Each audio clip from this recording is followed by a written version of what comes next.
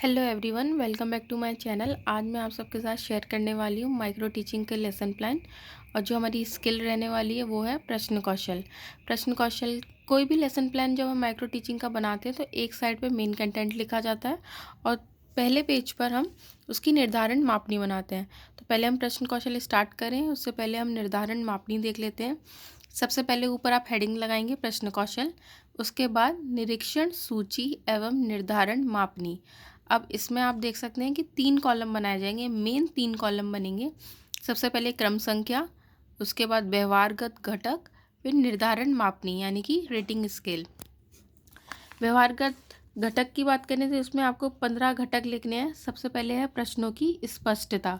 इसके आगे हम जो रैंकिंग स्केल बनवाएंगे उसमें 0, 1, 2, 3, 4, 5, 6 तक हम नंबर लिखेंगे और ये नंबर जो है नीचे तक, यानी कि जितने भी 15 घटक हैं 15 घटकों के लिए ये नंबर सेम रहेंगे।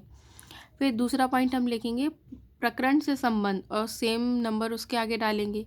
तीसरा पॉइंट रहेगा प्रासंगिकता, फिर व्याकरणिक शुद्धता, मानसिक स्तर के अनुकूल, विशिष्टता, प्रश्न पूछने की गति, विराम, उपयुक्त आवाज, प्रश्नों की पुनरावृत्ति, प्रश्नों की उच्च संख्या, प्रश्नों का समान वितरण, खोजपूर्ण प्रश्न, विचारोत्तेजक प्रश्न और समस्यात्मक प्रश्न। इस तरीके से हमारे 15 घटक रहेंगे। आप किस तरीके से किस घटक का प्रयोग करेंगे, टीचर आपके उस नंबर के आगे टिक कर देगा। अगर टीचर को लगेगा वो बहुत अच्छा हुआ है तो नंबर 4, 5, 6 पर टिक करेगा। उसे लगेगा कि थोड़ा कम है, एवरेज है, एवरेज के लिए 2 और 3 और बिल्कुल ही लो है तो उसके लिए 0 और 1 नंबर दिए जाएंगे।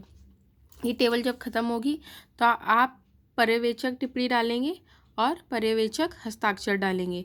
यहाँ पर जो टीचर आपकी क्लास में बैठकर आपको जज कर रहे होंगे जब आप अपनी क्लास के बच्चों को पढ़ा रहे होंगे, तो उसी बेसिस पर कि आपने कैसा पढ़ाया है इधर वो टीचर अपनी एक टिप्पणी लिखेंगे और साइन करेंगे। इसके बाद अगर हम दूसरे पेज पर आएँ तो दूसरे पेज पर सबसे पहले हम कुछ बेसिक एंट्रीज़ होती हैं उन्हें करेंगे, जो कि हमें ब्लैक बोर्ड पर जाकर के करनी होती हैं। सबसे पहले दिनांक, आप किस दिनांक में ये लेसन प्लान पढ़ा रहे हैं वो दिनांक जाएगा। उसके नीचे कक्षा, क्योंकि जितनी भी माइक्रो टीचिंग होती है वो हम अपनी क्लास के ही बच्चों में करते हैं, इसलिए कक्षा में इधर डालेंगे समकक्ष। कौशल डालेंगे, हम कौन से कौशल का प्रयोग कर रहे हैं, तो कौशल हो जाएगा प्रश्न कौशल। इसके बाद विषय क्या है, विज्ञान, और विज्ञान का हम कौन सा टॉपिक पढ़ाने जा रहे हैं, प्रकरण में आ जाएगा कोशिका।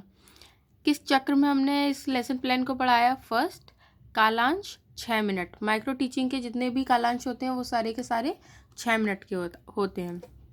इसके बाद हम डालेंगे एक विशिष्ट उद्देश्य। विशिष्ट उद्देश्य में हम लिखेंगे प्रश्न कौशल के व्यवहारगत घटकों का विकास करना। इसके बाद हम एक उद्देश्य कथन देंगे। उद्देश्य कथन में जाएगा कि आज हम लोग कोशिका के बारे में अध्ययन करेंगे।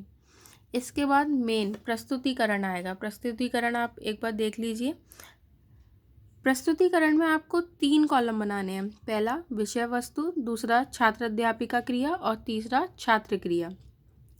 विषय वस्तु में फॉर एग्जाम्पल आपने, आज का टॉपिक है आपका कोशिका, तो आप कोशिका के बारे में किसी भी बुक से, यानी मान के चलते हैं आप 9th क्लास के बच्चे को 10 सेल चैप्टर पढ़ा रहे हैं या फिर 10 कोशिका पढ़ा रहे हैं, तो आप 9th क्लास की बुक में से कोशिका के बारे में यहाँ पर लिखेंगे, पूरा एक्सप्लेन करेंगे जितना भी आप एक्सप्लेन कर सकते हैं। और कहने का मतलब ये है कि आप एक बार को इधर कंटेंट थोड़ा कम लिख लें, लेकिन क्लास में बच्चों को आप समझा दें, क्योंकि जो आप समझाएंगे उसी में से प्रश्न बनेंगे। जो आपने बच्चों को समझाया उसी में से आप प्रश्न करेंगे, वो आ जाएंगे छात्र अध्यापिका क्रिया में। और अगर आप बच्चों को समझा चुके होंगे, आपने अच्छे से समझाया होगा, तो उन्हीं के जवाब फिर आपकी क्लास के बच्चे आपको देंगे। इसलिए एक बार को आप इधर थोड़ा कंटेंट कम लिख दें, चल जाएगा, लेकिन क्लास में आप जो भी सवाल करने वाले हैं आप ये मेक श्योर करें कि आप बच्चों को वो समझा चुके हैं। अब जैसे कि हमने ये कंटेंट लिख लिया बुक का, अब हम इसी में से क्वेश्चन करेंगे। छात्र अध्यापिका क्रिया समझाने के बाद पहला क्वेश्चन, सजीवों की संरचनात्मक इकाई किसे कहते हैं। तो छात्र क्रिया में बच्चे हाथ उठाएंगे और आपको जिससे मन करेगा आप उससे पूछेंगे, तो बच्चे उत्तर देंगे सजीवों की संरचनात्मक इकाई कोशिका को कहते हैं। आप इसमें 4 से 5 प्रश्न रख सकते हैं। दूसरा क्वेश्चन आएगा, कोशिका की खोज किसने की। बच्चे जवाब देंगे कोशिका की खोज रॉबर्ट हुक ने की। फिर ऐसे ही आप तीसरा प्रश्न पूछेंगे, कोशिका की खोज किस सन में की गई। ध्यान रहे कि ये सब कुछ जब आप अपनी क्लास में बच्चे को एक्सप्लेन कर रहे होंगे तब आप उसे पढ़ा चुके हैं, वरना तो फिर यहाँ पे बच्चे शांत हो जाएंगे, क्योंकि अगर आपने उन्हें समझाया ही नहीं है, आपने कोशिका का बारे में नहीं बताया, उसकी डिस्कवरी नहीं बताई, कब डिस्कवर हुआ, ये सब आपने बताया नहीं, तो बच्चे शांत हो जाएंगे। तो आपको प्रश्न कौशल में वही प्रश्न पूछने जो आप ऑलरेडी बच्चों को समझा चुके हैं। फिर कोशिका की खोज किसने की, तो बच्चे उत्तर देंगे कोशिका की खोज सन 1665 में हुई। क्वेश्चन नंबर 4, सर्वप्रथम कोशिका को किस में देखा गया। बच्चे जवाब देंगे सर्वप्रथम कोशिका को बोतल की कॉर्क में देखा गया। प्रश्न नंबर 5 आएगा, कोशिका की आकृति कैसी होती है। बच्चे उत्तर देंगे कोशिका की आकृति अनियमित होती है। इस तरीके से हमारा प्रश्न कौशल खत्म होगा। आप बच्चों को समझाएंगे और उसी में से आप बच्चों से फिर उनके जवाब लेंगे।